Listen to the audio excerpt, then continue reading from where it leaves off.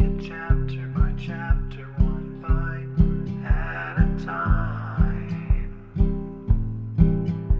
So many adventures and mountains we can climb.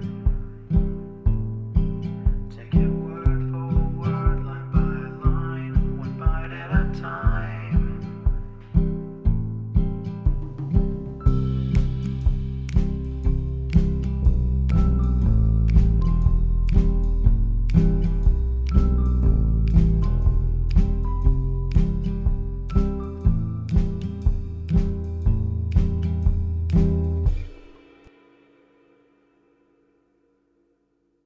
Welcome to Bite at a Time Books, where we read you your favorite classics one bite at a time.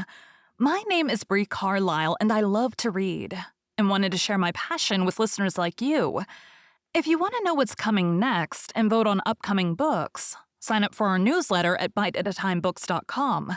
You'll also find our new t-shirts in the shop, including podcast shirts and quote shirts from your favorite classic novels. Be sure to follow my show on your favorite podcast platform so you get all the new episodes. You can find most of our links in the show notes. But also our website, biteatatimebooks.com, includes all of the links for our show, including to our Patreon to support the show, and YouTube, where we have special behind the narration of the episodes. We're part of the Bite at a Time Books Productions Network.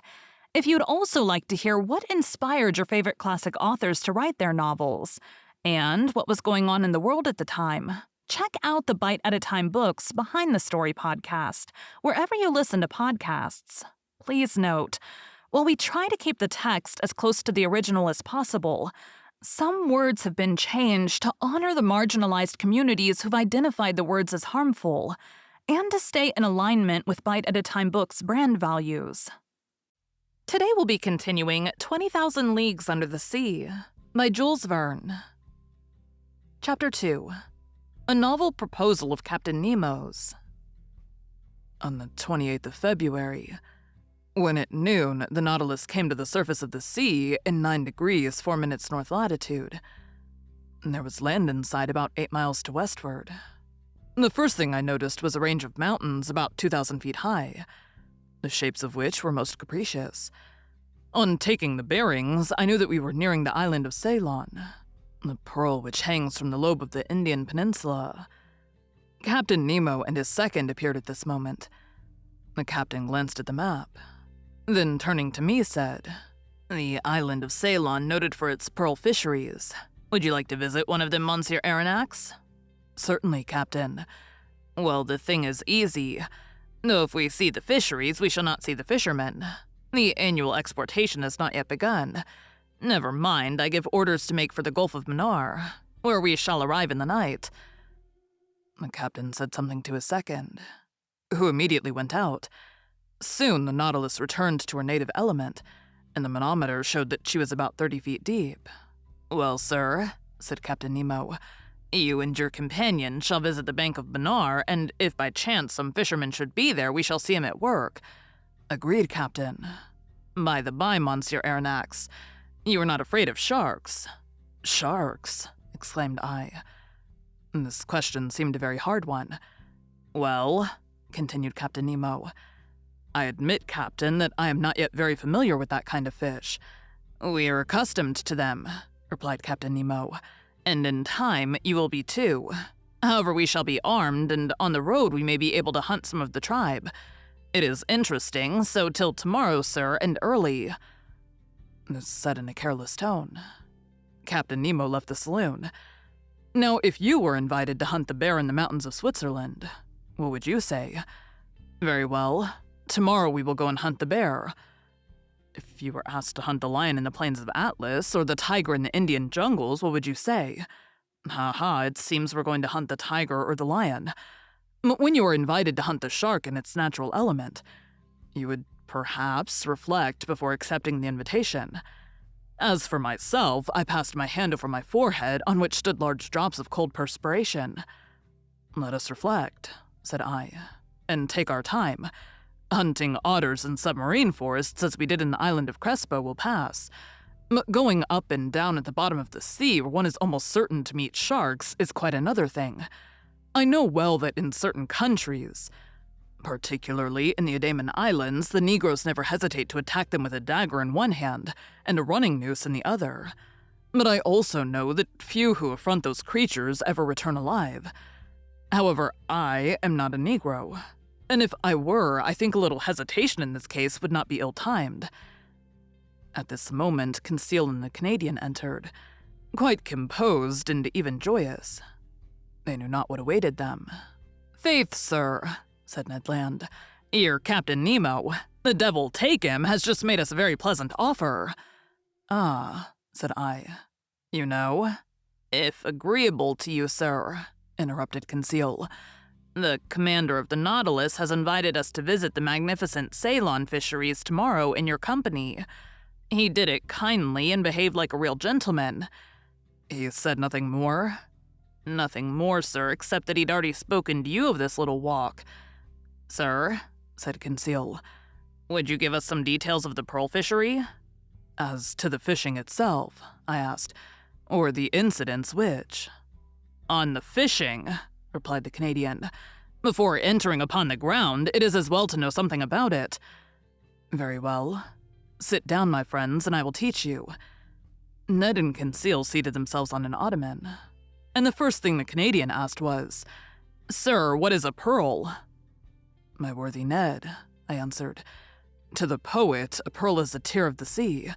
To the Orientals, it is a drop of dew solidified. To the ladies, it is a jewel of an oblong shape, of a brilliancy of mother-of-pearl substance, which they wear on their fingers, their necks, or their ears. For the chemist, it is a mixture of phosphate and carbonate of lime, with a little gelatin. And lastly, for naturalists, it is simply a morbid secretion of the organ that produces the mother-of-pearl amongst certain bivalves." "Branch of mollusks," said Conseil. "Precisely so, my learned Conseil. And amongst these testacea, the ear-shell, the tridacne, the turbots, in a word, are all those which secrete mother-of-pearl. That is, the blue, bluish, violet, or white substance which lines the interior of their shells are capable of producing pearls." "Mussels, too?"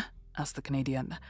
"Yes, mussels of certain waters in Scotland, Wales, Ireland, Saxony, Bohemia, and France." "Good. For the future, I shall pay attention," replied the Canadian. "But," I continued, "the particular mollusk which secretes the pearl is the pearl oyster, the Meleagrina magnicarpert, that precious pintadine.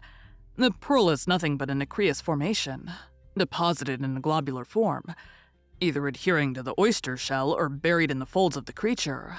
On the shell it is fast, in the flesh it is loose, but always has for a kernel a small hard substance, maybe a barren egg, maybe a grain of sand, around which the pearly matter deposits itself year after year successively and by thin concentric layers." "Are many pearls found in the same oyster?" asked Conseil. "Yes, my boy.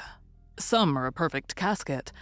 One oyster has been mentioned, though I allow myself to doubt it, as having contained no less than 150 sharks." "150 sharks!" exclaimed Ned Land. "Did I say sharks?" said I hurriedly. "I meant to say 150 pearls. Sharks would not be sense." "Certainly not," said Conseil. "But will you tell us now by what means they extract these pearls?" "They proceed in various ways. When they adhere to the shell, the fishermen often pull them off with pincers.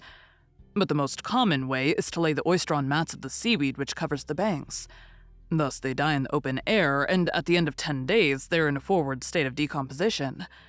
They are then plunged into large reservoirs of seawater, then they are opened and washed." "The price of these pearls varies according to their size?" asked Conseil.